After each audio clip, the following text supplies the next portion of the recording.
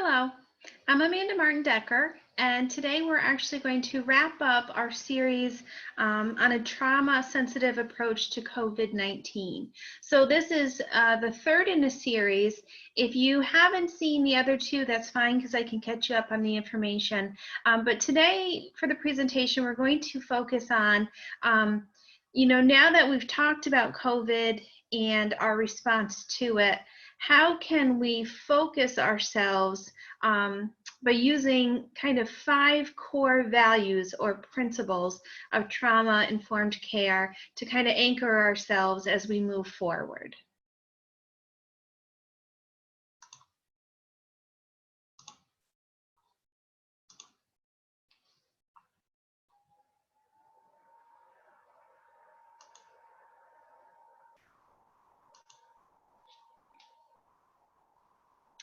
So, guiding principles, values of trauma-informed practices. So, why do we have presentations like this? We want to promote and foster that healthy and safe living environment, and that means the environments that surround us in our home, in our communities, in our school districts, right? Because we want to reduce and prevent substance use. We want to increase protective factors in people's lives while decreasing their risk factors as we are proactively shaping kind of a new normal in this COVID-19 world that we are experiencing right now. So I'm starting us off today with a quote. So what you do makes a difference, and you have to decide what kind of difference you want to make. I chose this quote because I realized that we're kind of in a unique position right now where collectively we kind of have a clean slate where maybe the things in our life that weren't serving us before this pandemic, we kind of have an opportunity to recreate some of those things. So there's so much that is outside of our control right now. So the focus of this presentation is help us to kind of hone into the areas in our life where we do have some influence and control, and how we can move forward maybe with some improvements in our life and the life of the people that we love. So we are facing a changed world, no doubt about it.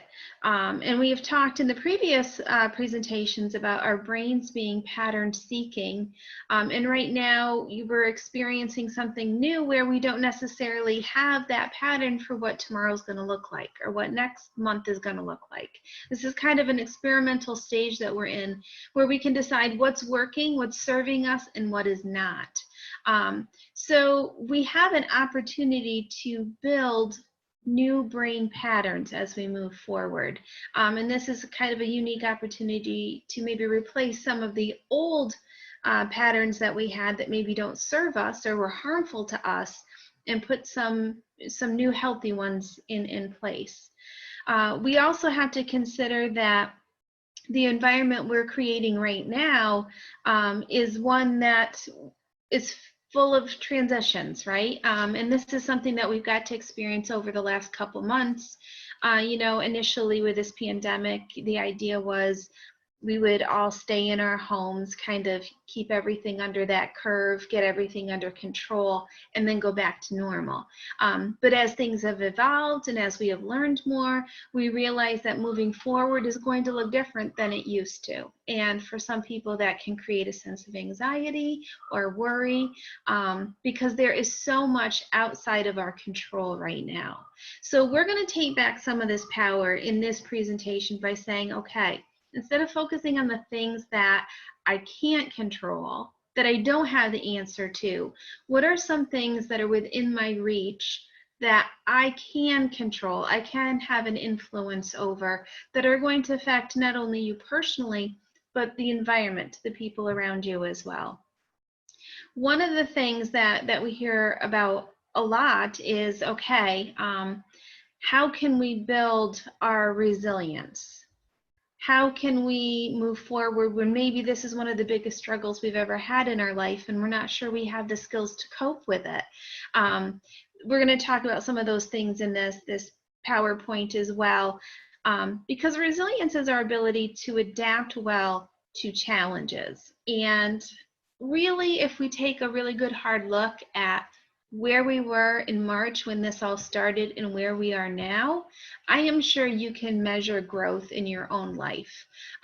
Some of it, most of it, I hope is positive. There might be some negative things along the way or some challenges that you still haven't quite overcome. But moving forward, I want us to take a look at some ways that we can empower ourselves to move forward in a very healthy way. So we're going to start by establishing some values. And the definition for value, and I love Brene Brown, motivational speaker. If you're not familiar with her work, Google her. She has some really wonderful motivational things, as well as strategies for us to practice that is going to move us forward in a positive way. This is her quote on value. A value is a way of being or believing that we hold most important. Living into our values means that we do more than profess our values, we practice them. We walk our talk. We are clear about what we believe and hold important, and we take care that our intentions, words, thoughts, and behaviors align with those beliefs. People might be very overwhelmed now with all the things that we need to do to get our house in order, so to speak. So I'm hoping this presentation will kind of clarify things by narrowing it down to 5 values that we can practice in our own life. And all of these values come from trauma-informed care. And values that can help ground us and help us set boundaries to protect the things that are most important to us. So the 5 guiding values of trauma-informed practice.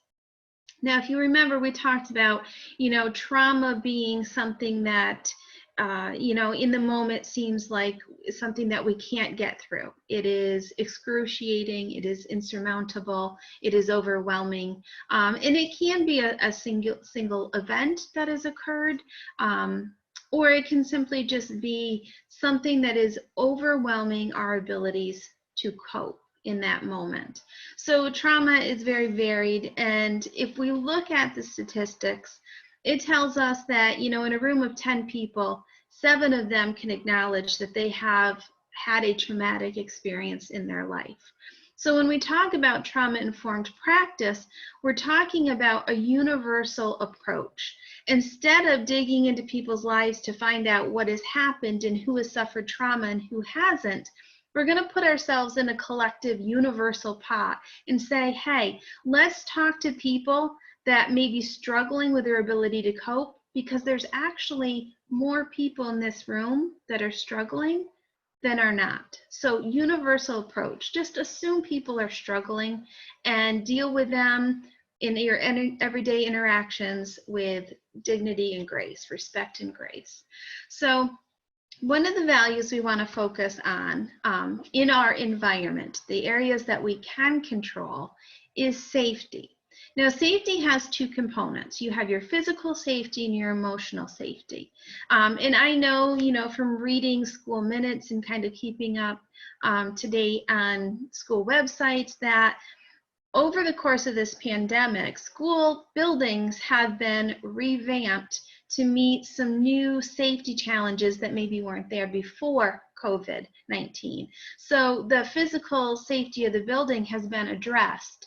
So when we're talking about, okay, well, how can I have an input on safety in my own environment, whether you are home, whether you are in the community, whether you are in a school building, is thinking about your interactions with the people that you come across every day.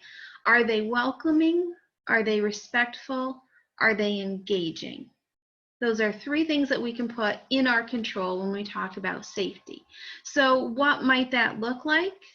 It might be just simply challenging ourselves to notice, observe behaviors instead of judging behaviors. And this can be kind of a new perspective for looking at things. Instead of maybe saying, oh, I've got this student that's so lazy, I can't get any work out of them, right? That would be a judging statement. Maybe just saying, I observe that every Thursday this student is not turning in work. I wonder what is going on with them. So it's just simply, this is what I'm noticing.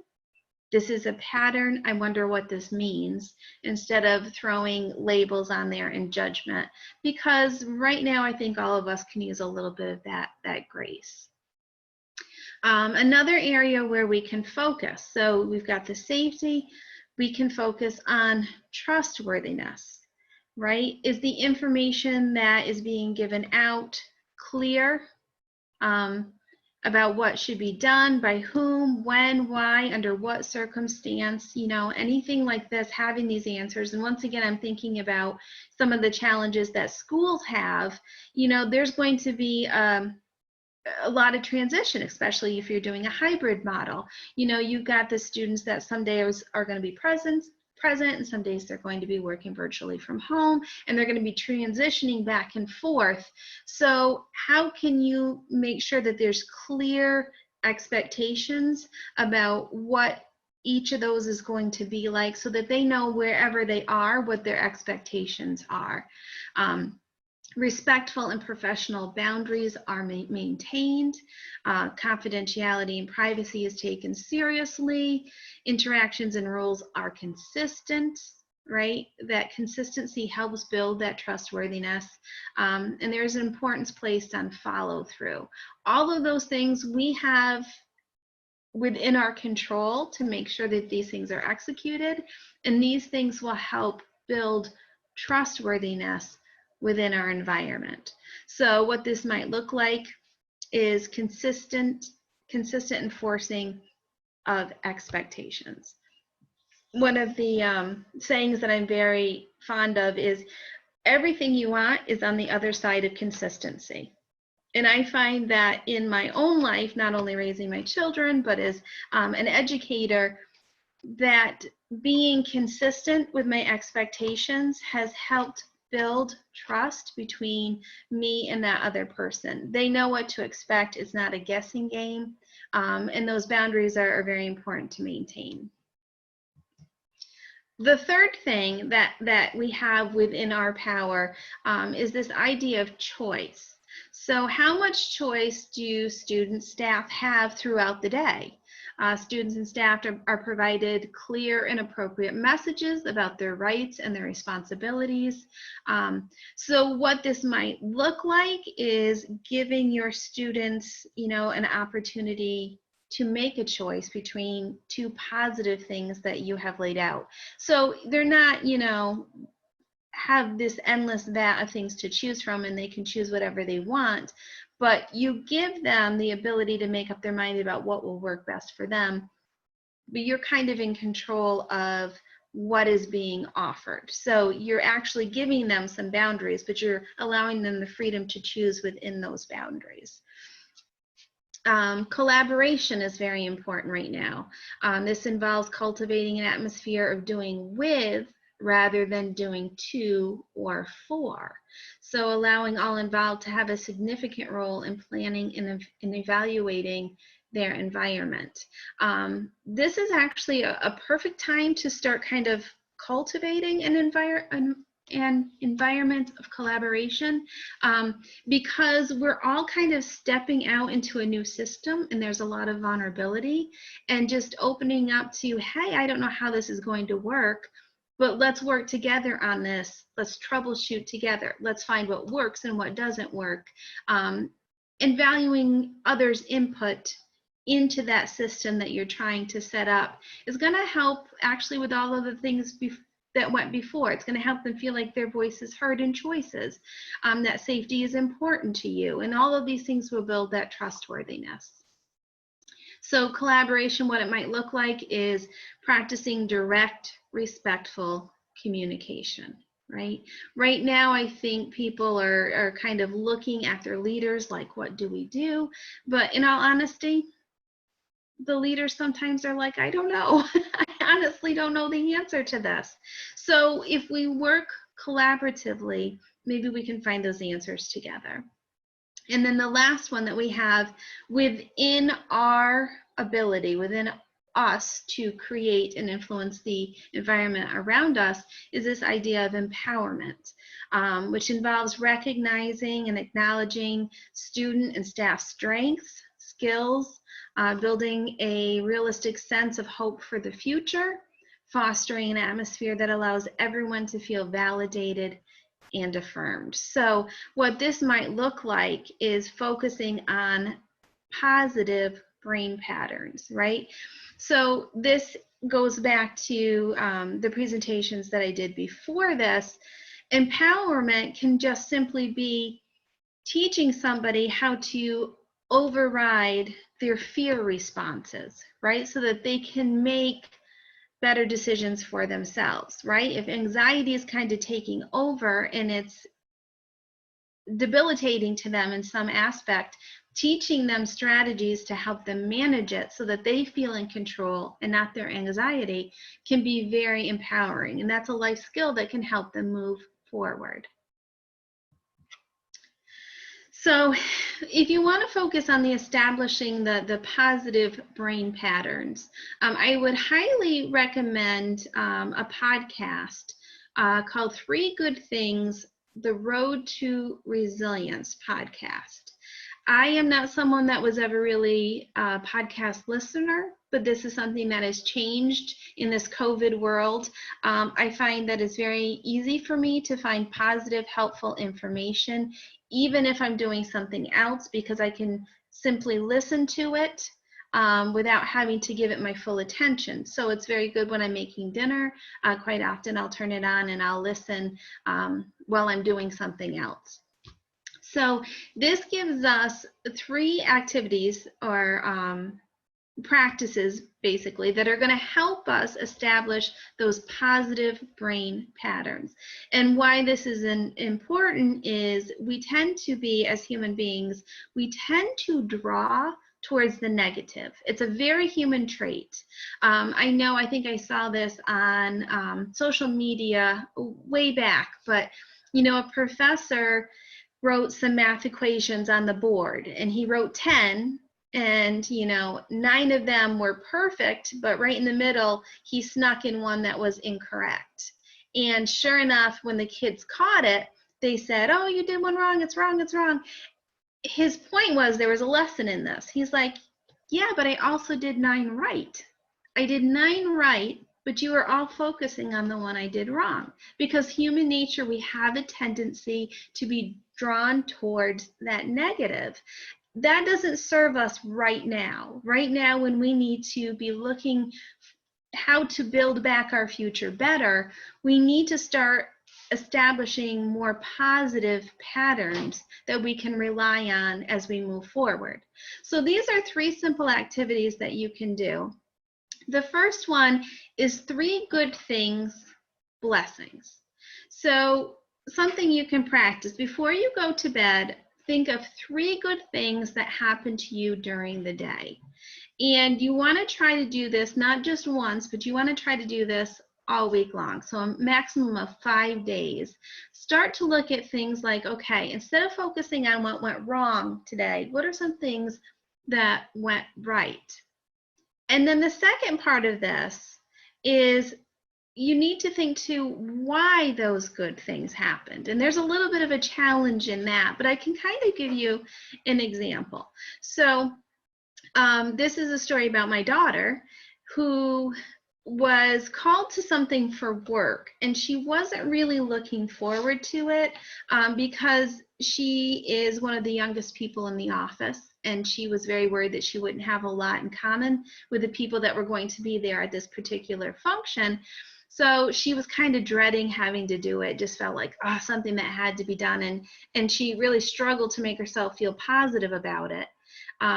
But she did go, and then later that night when she was reflecting on it, she said to me, I'm really glad I went. And her perspective on that is she actually learned a lot about our community from some of the people that had lived here much longer than she had even been alive. She learned some really cool things about our county, and she thought, I wouldn't have had access to that information if I hadn't had taken the time to get to know them and listen. I'm actually really glad I went. So it wasn't just this good thing happened, but this good thing happened because she followed through and did something, even though her mind was maybe telling her it wasn't worth it. She would override that impulse, and she's really glad she did. So there's a lesson in that. So just, for the week, try to, think of some of the things that went right that day. Another activity that they talk about in that podcast is thinking about your strengths in character, your character strengths. And there's actually a free character strength, it's via character.org, a little test that you can take that kind of draws out what are some top strengths about your character. So this is kind of self-discovery, finding out what it is that naturally maybe comes to you as a gift that is a part of your character that might be different than somebody else's. And then once you learn what those strengths are, every day for a week, try to use that top strength in a new way. So instead of relying on your same patterns for connecting with others, maybe stretch yourself by trying to do something in a new way. And then the very last one that they talk about in this podcast, and if you listen to this podcast, you will get so much more out of it because I'm really giving you the simplified version. But something that I have taken away from this podcast that I absolutely love to do is called savoring. So savoring is deepening and prolonging positive experiences. So the focus on this is to think of the positive things once again.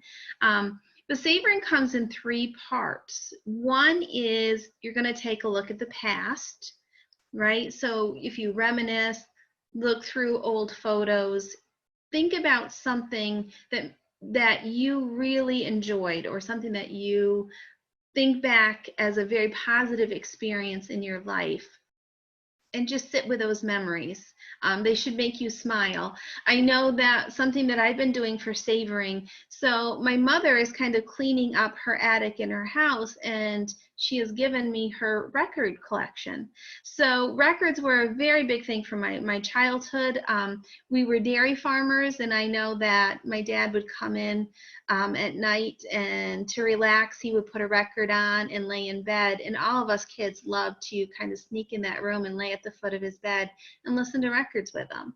So part of my savoring experience is I keep playing these records, and I kind of float back to this wonderful time in my childhood, and I really enjoy savoring those memories.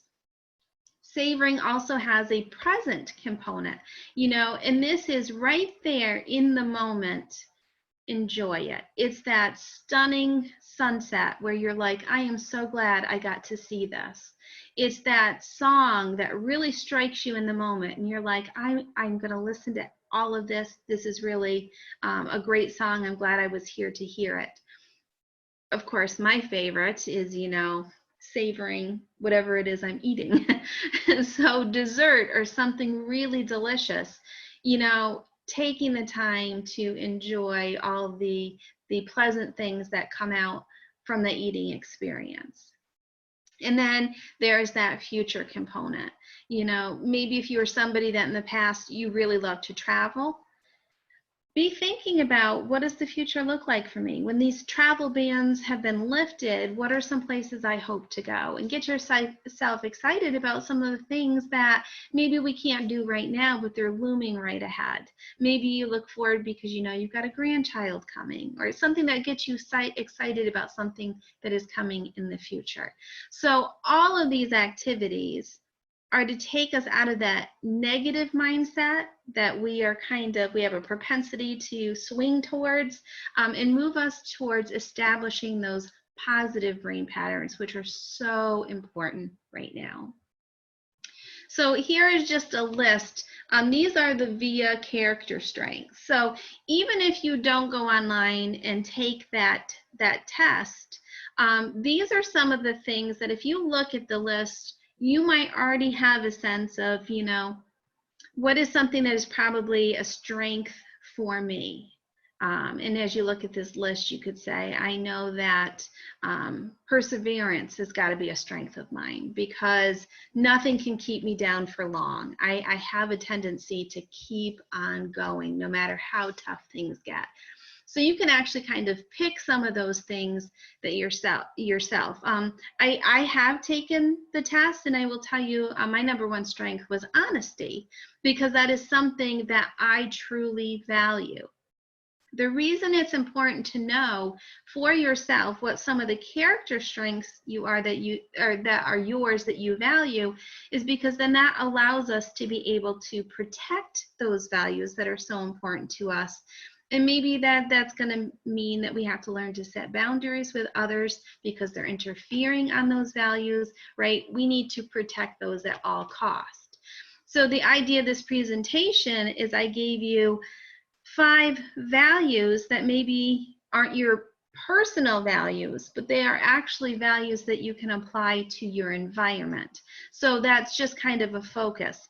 I don't have a lot of control in my life right now, but I can look at the environment that I'm working with, and I can find ways to ensure safety and choice and collaboration and trustworthiness and empowerment. So instead of being overwhelmed by all of the things that you have to do, you can focus on the things I'm doing. Are they going to help with build trustworthiness? Are these things that are going to help people feel safe in this environment?